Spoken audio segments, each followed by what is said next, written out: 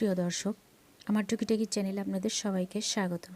কেমন আছেন আপনারা সবাই? আলহামদুলিল্লাহ, আমি অনেক ভালো আছি। ডিম আর সুজি দিয়ে আমি এমন একটি নাস্তার রেসিপি তৈরি করব যা একবার খেলে বারবার খেতে ইচ্ছা করে। তো নাস্তাটি তৈরি করার জন্য লাগছে আমার এখানে 1 কেজি দুধ, সুজি, 2টা ডিম, নারিকেল আর এলাচ, দারচিনি।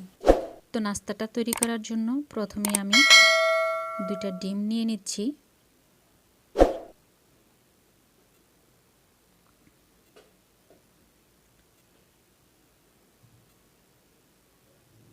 আর এর মধ্যে নিয়ে নেব 1 কাপ পরিমাণ সুজি।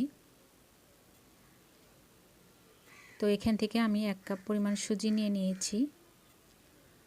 তো আমি এর মধ্যে অল্প অল্প করে প্রথমে আমি দিয়ে নেব, যদি লাগে তাহলে পরবর্তীতে বাদবাকিটা দিয়ে দেব।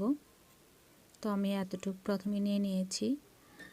আর এর মধ্যে দিয়ে দেব 1 চামচ ভিনেগার। আর এর মধ্যে দিয়ে দেব একটু রান্নার সাদা তেল, এতে করে রেসিপিটা যাতে খুব নরম এবং তুলতুলে হয়। আর স্বাদটাকে ব্যালেন্স করার জন্য সামান্য একটু লবণ, সামান্য একটু বেকিং পাউডার, আর দিয়ে দেব এখানে নারকেল কোড়া।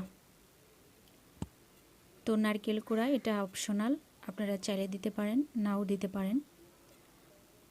তো আমি এটাকে খুব ভালো মতো মেখে নেব। আর দিয়ে দেব এখানে 1 চামচ পরিমাণ চিনি। তো চিনি থেকে একটু পানি বের হয়ে আসবে। তো আমি বাদবাকি সুজিটা দিয়ে দেব। তো খুব ভালো মতো আমি এটাকে মেখে নেব। এবার আমি ঢাকনা দিয়ে ঢেকে রেখে দেব 5 থেকে 10 মিনিটের জন্য। এদিকে আমি চুলোতে হাঁড়ি বসিয়ে দিয়েছি, আর এর মধ্যে বসিয়ে দিয়েছি 1 কেজি পরিমাণ দুধ। তো এর মধ্যে দিয়ে দেব এলাচ আর দারচিনি,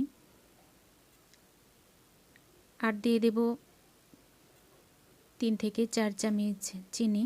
তো আপনারা আপনাদের স্বাদের পরিমাণ অনুযায়ী চিনি দেবেন। আর স্বাদটাকে ব্যালেন্স করার জন্য সামান্য পরিমাণে একটু লবণ দিয়ে দিয়েছি।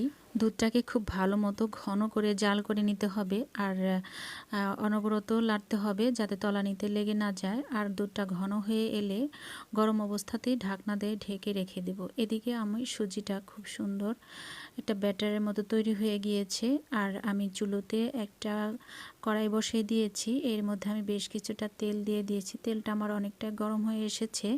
আর এর মধ্যে সামান্য পরিমাণে একটু সুজি দিয়ে চেক করে নেব। সুজির ব্যাটারটা যখন উপরের দিকে ভেসে উঠবে তখন বুঝতে হবে যে আমার পারফেক্টভাবে তেলটা গরম হয়ে গিয়েছে। এবার আমি এর মধ্যে একদম ছোট ছোট করে সুজির এই ব্যাটারগুলো দিয়ে দেব।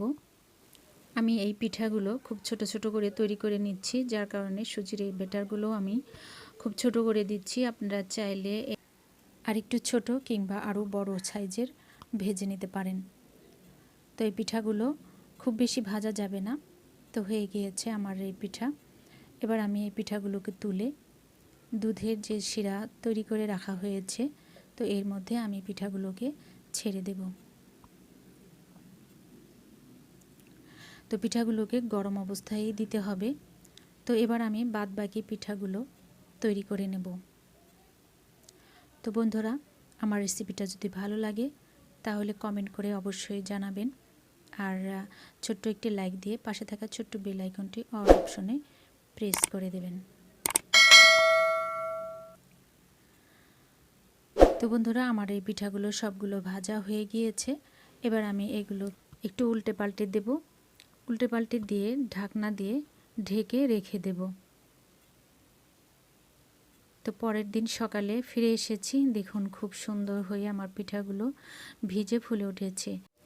আমি পিঠাগুলো ফ্রিজে রেখে দিয়েছিলাম, এবার ঠান্ডা ঠান্ডা পরিবেশন করে নিচ্ছি। আজ এ পর্যন্তই। আপনারা সবাই ভালো থাকবেন। আবার দেখা হবে নতুন কোনো ভিডিওর মাধ্যমে। সে পর্যন্ত আপনারা সবাই ভালো থাকবেন, সুস্থ থাকবেন। আর আমি বিদায় নিচ্ছি। আল্লাহ হাফেজ।